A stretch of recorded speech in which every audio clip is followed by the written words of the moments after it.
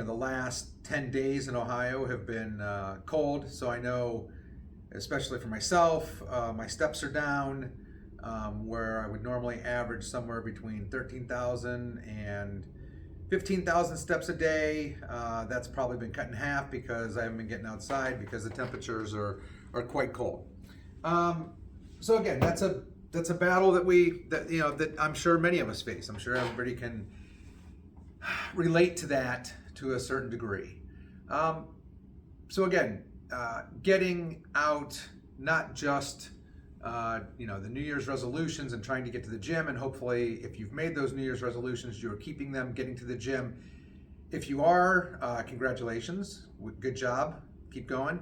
We're in our, getting into our 4th week in January here, so everybody, if you've kept it up, you should be seeing some results at this point in time. Cardiovascularly, you should be getting better. You should feel better. Energy should be up. Hopefully there's some weight loss right there. If you are getting up, going to the gym, doing your workouts, doing your at-home programs, stretching. Again, the health benefits obviously are there. Even if you're not losing weight at this point in time, just moving, staying moving is huge. Which leads me to, kind of what I felt this week, which is I have been incredibly sore, stiff, joints have been achy. I've heard some patients this week kind of describe the same type of feeling. I feel it's probably, the cold mornings, not unable to get warm, and then of course, my own fault, my lack of steps, movement, workouts, things like that. So stay on target. Obviously, Red 5 leader from Star Wars, stay on target. Always good advice.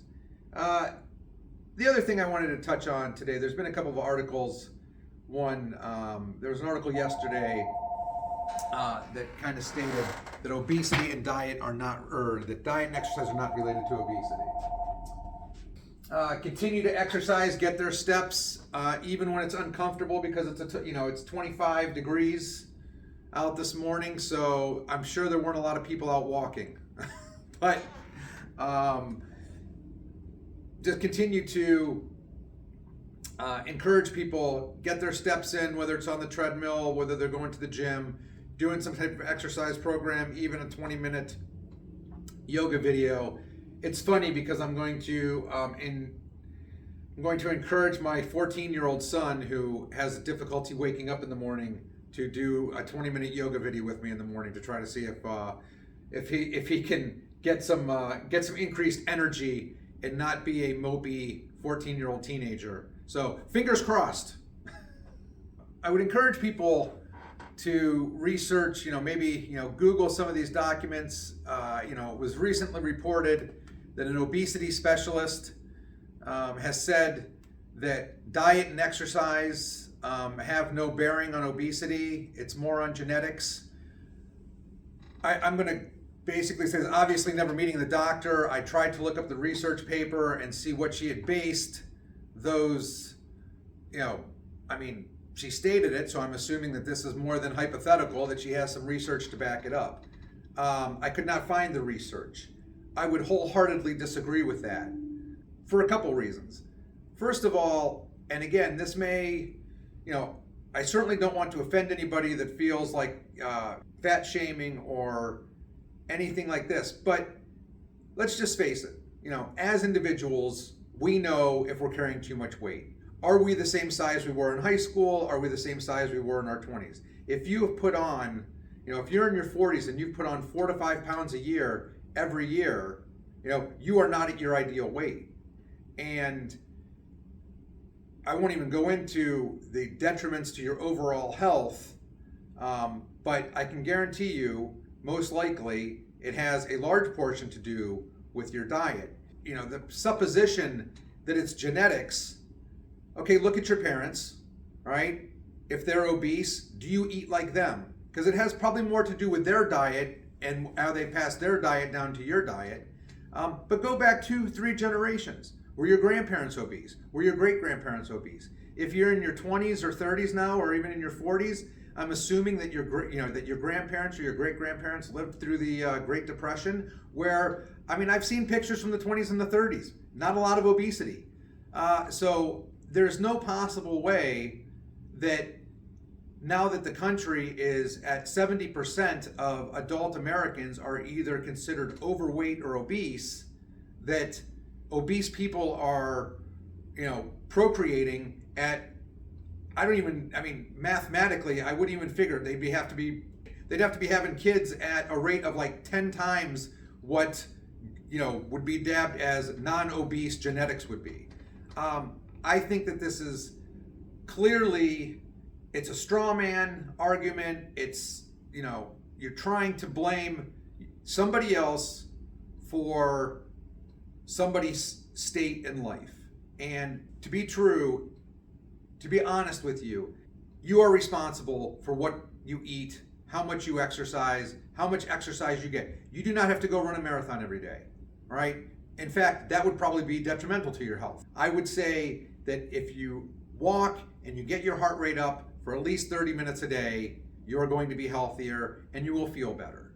And you will, if you watch your diet, if you understand the difference between, good calories versus bad calories, saturated fat versus unsaturated fat, carbs, we get way too many carbs in our society, which are just completely detrimental. It's trying to blame somebody else and take the personal responsibility off of the individual. And when that happens, and you're being sold, you're just being sold. If you believe that, if you want to believe that, if you want to lay the blame on somebody else, that's not, you're not going to be healthy. And then you're not going to take the steps because you're going to think that this is just the way I was born. That, and then another article I saw this morning on a video was that, they want to ban the term obesity because they say it's racist. Again, not really sure, since it's a mathematical, computation of height, body weight to get your BMI, which basically establishes, what your body mass index is and where you fall into the chart. Not sure how that's racist, but again, I don't know, I guess I could use the term gaslighting here. You're being told that you're not responsible for it, that individuals aren't responsible for it, that there are some factors that are in there. Obviously, the food supply isn't great. You're getting a ton of, it's tough. You really have to search out good, healthy food options, which are not truly more expensive than processed food, but you probably have to prepare it. Convenience foods are not going to be, aren't going to be great. They're just not. I'm not saying that you can never eat fast food. If you're on the way back from a sporting event, you got your kids, you want to run through McDonald's, kids won, let's go for ice cream or McDonald's, that's great. If you are eating fast food more than 2 or 3 times a week, I think that one should probably reevaluate their food choices and learn to throw together a meal in a quick 20 to 25 minutes. It doesn't take that long to saute some vegetables. I don't mean for this to sound harsh, but we can't sit here and let medical doctors or political advisors or people with an agenda tell us that we're not responsible for our own health, because it's just untrue. It's just blatantly a lie. So that's what I have on that's what I have on that. When we use the word diet, okay, we're not talking about the South Beach diet, the Atkins diet, the